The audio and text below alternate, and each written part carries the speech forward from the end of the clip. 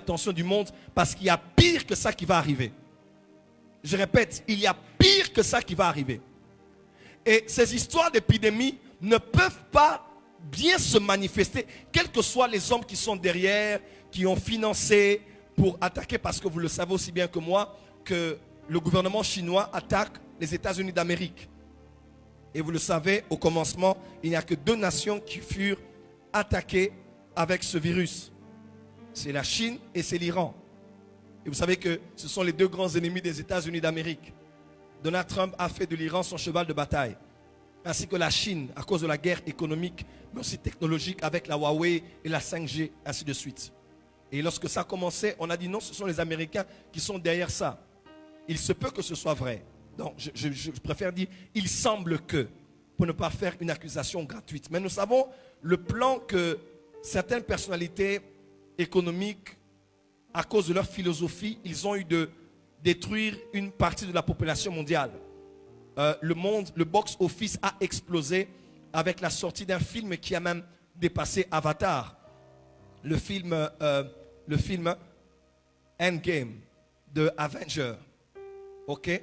C'est Endgame? Le tout dernier. C'est l'histoire de Thanos. Écoutez-moi, le blanc ne fait rien pour rien. C'est un monde de physique quantique.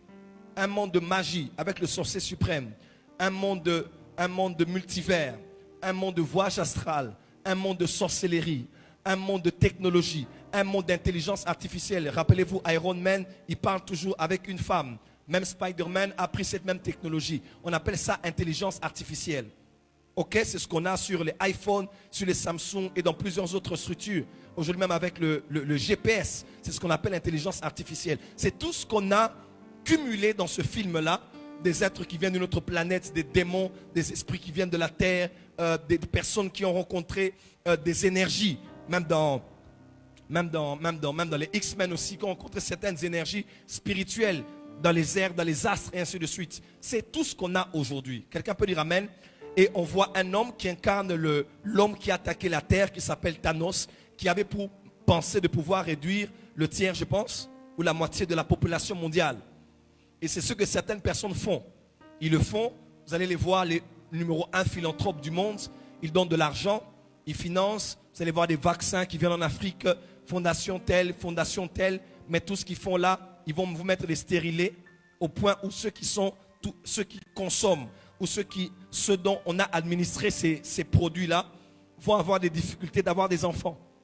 Parce qu'ils savent que démographiquement parlant, l'Afrique, que ce soit numéro 1, le Nigeria, en 2050, le Nigeria sera le 3e pays le plus peuplé du monde. Et dans les top 5, la RDC sera 5e. Oui, j'ai vu des statistiques. La RDC sera 5e. Donc, l'Afrique est le continent le plus jeune. L'Europe a vieilli. Amen, amen. C'est le continent le plus jeune. Une bonne partie de ceux qui sont ici sont des jeunes. Ils ont encore la force. Alors, ils le font pour réduire une partie de la population mondiale. C'est comme ça qu'ils encouragent des coups d'État et des guerres et des rébellions pour tuer et tuer et tuer encore. Quelqu'un peut dire Amen? Et non seulement ça, pour réduire la population mondiale, ils ont aussi promu ce qu'on appelle le terrorisme.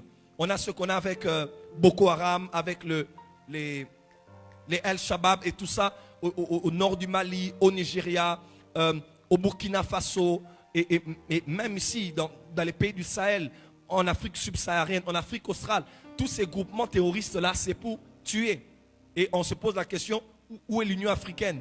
Où est l'Union européenne? Toutes ces choses se passent parce qu'il y a des gens derrière qui ont de l'argent et qui ont décidé de promouvoir leur philosophie avant. Pourquoi? Parce qu'ils se disent qu'il y a peu de ressources pour la démographie actuelle. Alors il faut réduire. C'est vrai. Les ressources que nous avons aujourd'hui peuvent suffire au monde entier, mais seulement la répartition est mauvaise. Il y a plus d'argent que des êtres humains sur la terre. Il y a 7 milliards de personnes sur la terre, mais il y a des personnes qui ont plus d'1 milliard de dollars.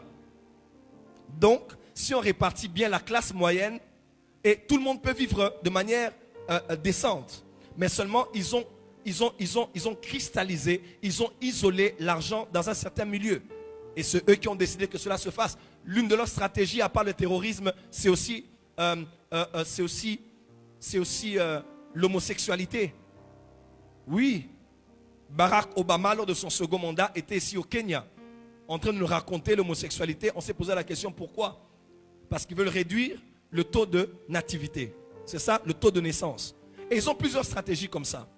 Et ils sont en train de combattre ce que Dieu a dit, multipliez la terre, multipliez-vous et ainsi de suite. C'est vrai qu'il faut aussi avoir des enfants de manière sage. Mais leur but, c'est de réduire sensiblement la population mondiale. Amen, amen.